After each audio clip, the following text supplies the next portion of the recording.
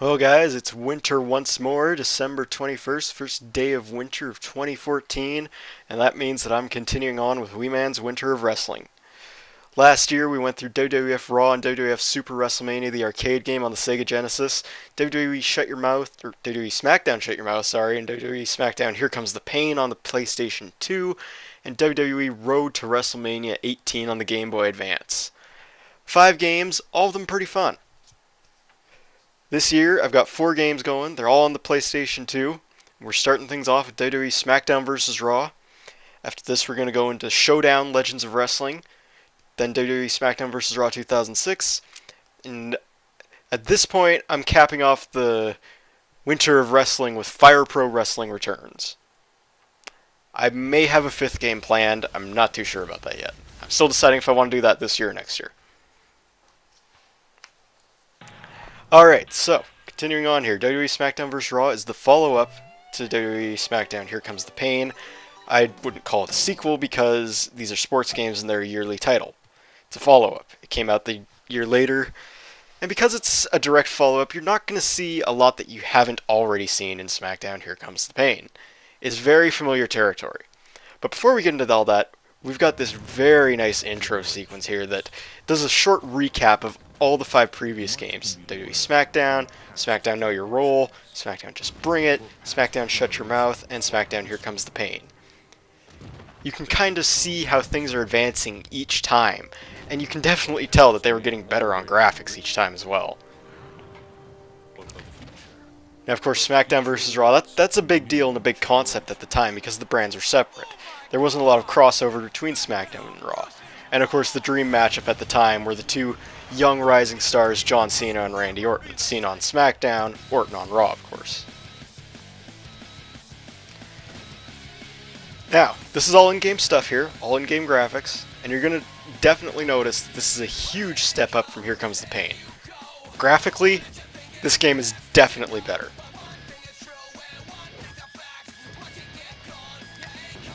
But graphics aren't everything, and I mean, neither is sound or anything like that. That's all superficial stuff. It doesn't make or break a game, but it's nice to have.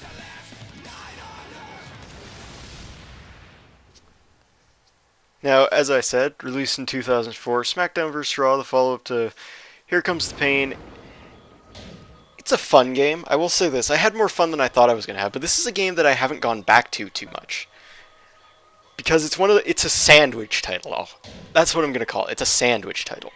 It's sandwiched between 2 really good games. Here Comes the Pain and Smackdown vs. Raw 2006. It's like Smackdown vs. Raw 2007. It's sandwiched between really good SVR 2006 and the really bad SVR 2008. But that's a story for another time. I was hoping to actually do Smackdown vs. Raw 2007 this year, but I don't own that game. But I might talk more about that in a Let's Play video. So let's focus on here. We got the roster. I'm not going to go through and describe everyone this time, but I will say again, Legends are back, and this year has a really good Legends roster. One of the best, I'd say. Because they have a lot of really big names. We got Bret Hart, Andre the Giant, the Legion of Doom, Roddy Piper, a Legend version of The Undertaker. There's definitely a lot there. Unfortunately, this is a new save file, so I don't have anything unlocked. And of course, there's always some little guys in the game each year that you're never expecting. Guys like Chuck Palumbo, Hardcore Holly, A-Train, Garrison Cade. But it's just a brief look at who was a really big name in the year of 2004. Now I'm going to be playing as Matt Hardy, and I believe my opponent is going to be Jimmy Snuka, who I just did a random for.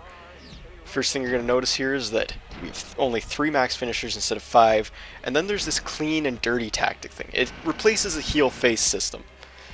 You can do clean moves or you can do dirty moves, and you have a bar under your name. It's either a clean bar, a dirty bar, or if you choose neutral, you've got no bar. And you get it up by doing different things. You get the clean bar up by doing things like taunting and diving moves, fan favorite type stuff. The heal meter also goes up by doing taunts, I believe, but it goes up by doing low blows, removing the turnbuckle pad, hitting people with weapons in no disqualification matches, stuff that the crowd's generally not going to like. And it's an interesting system, but it's flawed as well, because the way it works is that it says all dirty superstars are the bad guys, and all clean superstars are the good guys, which isn't always necessarily true. A guy like Ric Flair, the dirtiest player of the game, he was often a fan favorite. He wasn't always a fan favorite, but he was often a good guy. But to be able to do those dirty moves he does, you would have to choose dirty and he would get booed. Conversely, Kurt Angle, the guy usually didn't resort to heel tactics. He was usually a very clean competitor, but he was also a bad guy. So you would choose clean and he would get cheered when he should be booed. It's a little flawed, but it still works out. Now, when you get those bars to full, you can do a super dirty move, or I believe the super clean move is stealing your opponent's finisher, but don't quote me on that. Now, I've already talked about the graphics a bit, and I want to talk about the entrances here, because this was the first year where they really started to give us a full entrance instead of a choppy entrance like in the previous games. It's still a little choppy here, but for the most part you're going to see them coming onto the stage, down the ramp, jumping into the ring, and doing their little pose in the ring. On a side note, no, this is not Jimmy Snuka's theme. There were a few themes that were replaced by in-house versions, I guess. Snuka was one of them, Flair was another. I believe Piper doesn't have his actual theme either. And for some reason Batista doesn't have his theme in the game, he just has the Evolution theme. You got me on that one. Now, gameplay-wise, it's very familiar territory. They really didn't make a lot of improvements over Here Comes the Pain in the core gameplay. So if you've played Here Comes the Pain, you could easily pick this up. But we're going to notice here, you have some pre-match things. You could have a test of strength. There's definitely others, I forget what they are, but these are just little mini-games to get a first upper hand. And they're nice little touches. They kept these in SmackDown vs. Raw 2006. And sorry for the pause here, but I had to change the control type to type B, because I like controlling these guys with the analog stick. I know a lot of people like using the D-pad. I think these people are crazy, because personally I prefer the analog stick, but you know, whatever floats your boat. You know, the game runs fine, of course. It plays fine. I can't really say that the roster is a downgrade from Here Comes the Pain, because that's all subjective. And at this time, it wasn't a time where the roster mattered a whole lot. People were still liking wrestling at this time. It wasn't as big as it was in the 90s, but it was definitely on a decline, but it wasn't at the point it is now, where it's getting towards the point where it's taboo again to like pro wrestling. So people were going to buy this game regardless, and I mean, it definitely had a fairly good Legends roster. I mean, even if it's only 10 guys or however many it is, I can't remember exactly, it's still a good Legends roster.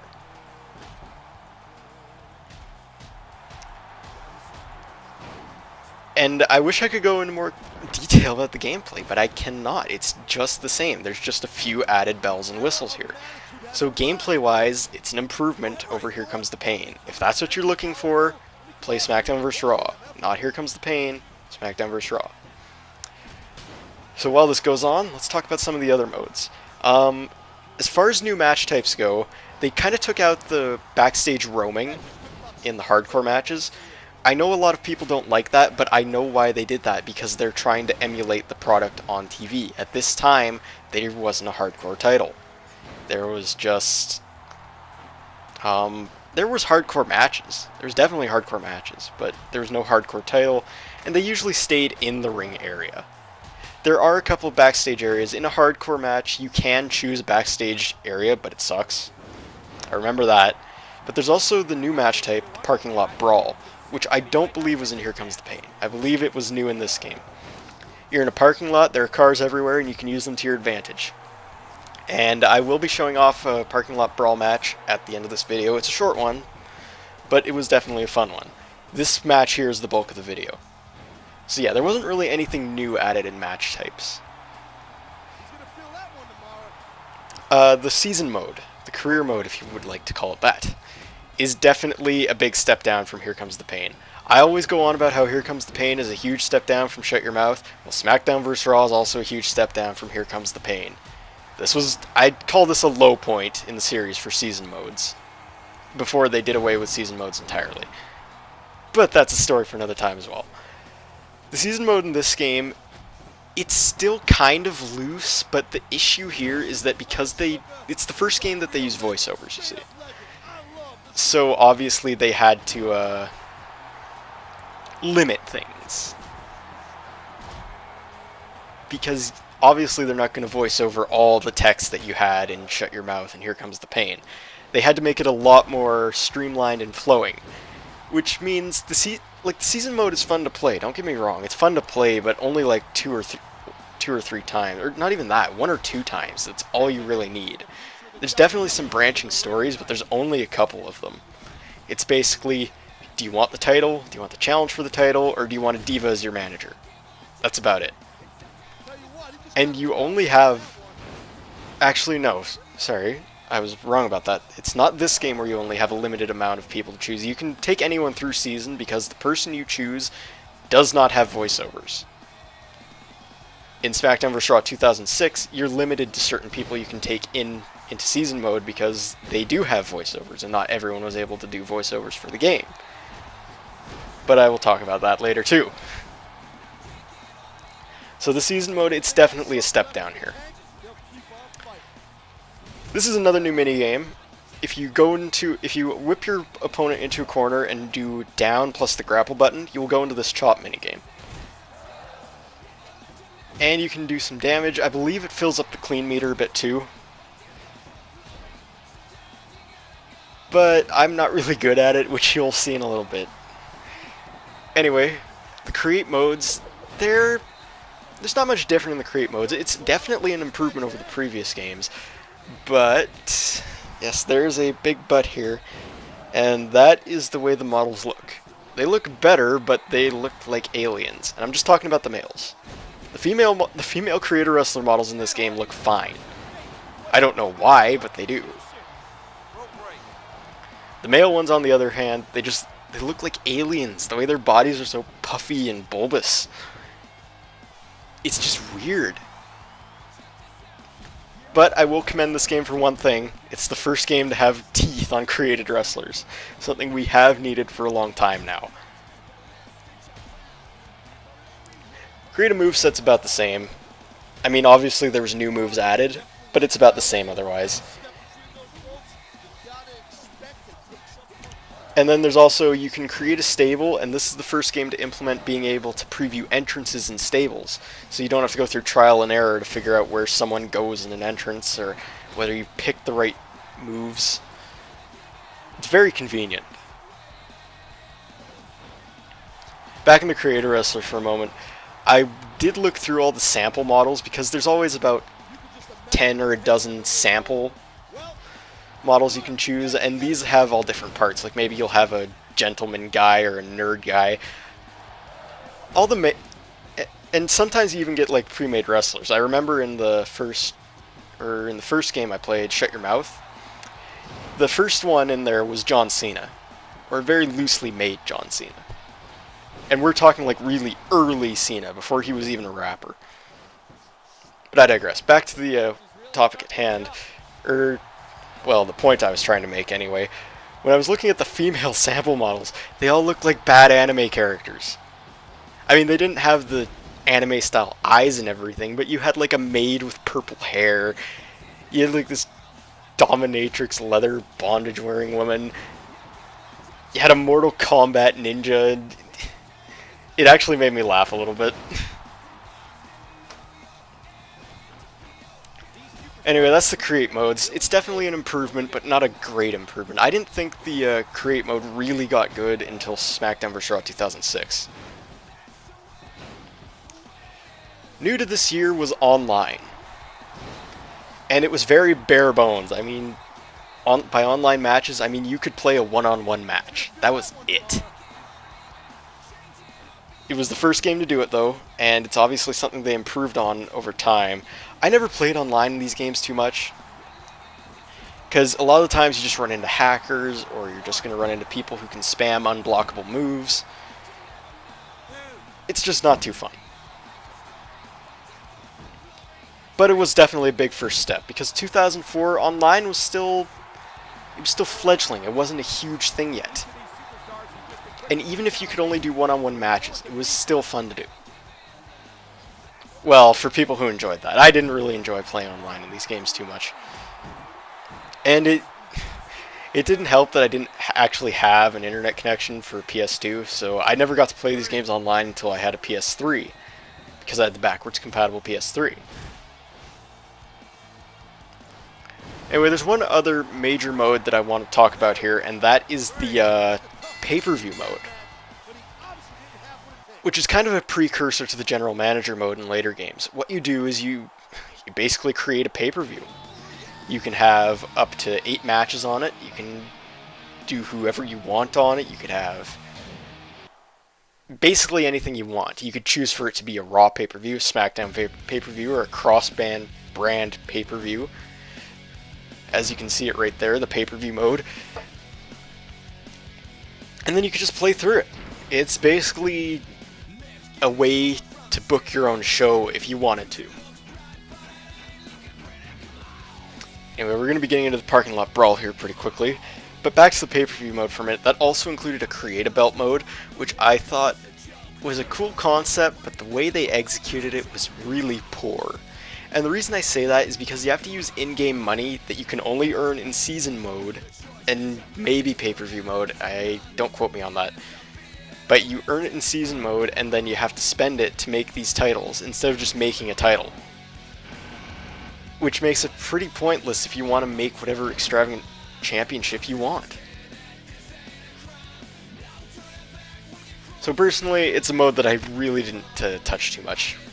The Create-A-Belt feature, anyway. I definitely played around a lot with the pay-per-view creation mode. Something I forgot to mention originally, load times in this game are actually pretty good. They're definitely better than previous games. Although, as soon as you start adding created wrestlers to the mix, they do get longer. And that's understandable, because that has to load a bunch of different custom parts and custom moves and whatnot. It's not something already programmed into the game. Of course, I have to change my control type again, because I'm a sane person and I know how to use an analog stick in a 3D game. Sorry, trying not to rant on these. Anyway, this is the parking lot brawl. I'm Randy Orton taking on Tajiri. This should have been an easy win for me, but you're going to see why it wasn't in just a few minutes here. The object of a parking lot brawl is just pin your opponent. I think you can make them tap out too, but the idea here is that you can use your environment to your advantage. You whip someone into this roadblock here, you can drop them on it. Into some of the cars, you already saw me slam someone against a car horn already. You can also throw them through windshields, slam hoods on them. Pretty much every car does something different. And if I recall right, there is a couple of weapons in this place. You just have to find them. They're under some of the cars. I think one's a sledgehammer and the other might be a tire iron. That might be a different game I'm thinking of, though. Since we just saw submission moves work the same in this game as they did in Here Comes the Pain. I don't think it was until Smackdown vs. Raw 2006 that they added a secondary system to the submissions. So nothing really to say there. Like I've said 2 or 3 times before, if you play at Smackdown vs. Raw Here Comes the Pain, this game is very familiar territory to you. It's a step up in a lot of ways, it's a step down in a few ways. People call it worse than Here Comes the Pain. Personally, I think it's about the same. I don't think it's any worse or any better. It just depends on what you want to get out of it. If you just want to play the game, play this one. If you want to do things like season mode, probably Here Comes the Pain's your best bet. But even before that, play Shut Your Mouth for season mode. You saw another one of those new features there, which was complaining with the referee. It's a heel tactic, it increases your dirty meter, but obviously there's no clean and dirty meters in a hardcore match. And before this video wraps up, there's one other thing I want to talk about here, and that was the shop zone thing. That's where you buy different